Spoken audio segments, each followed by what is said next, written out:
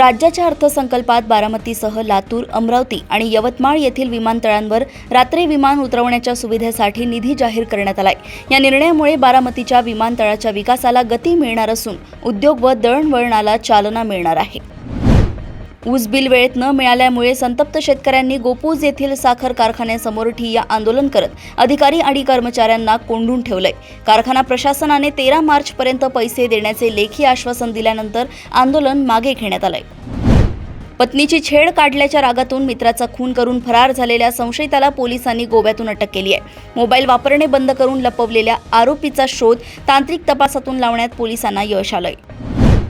इचलकरंजीत पिस्तूल शोधताना पोलिसांना तब्बल 26 लाखांचे अंमली पदार्थ सापडले आहेत। या प्रकरणी आंतरराज्य तस्कर मनीष नागोरी याला अटक करून मोठा मुद्देमाल जप्त करण्यात आलाय।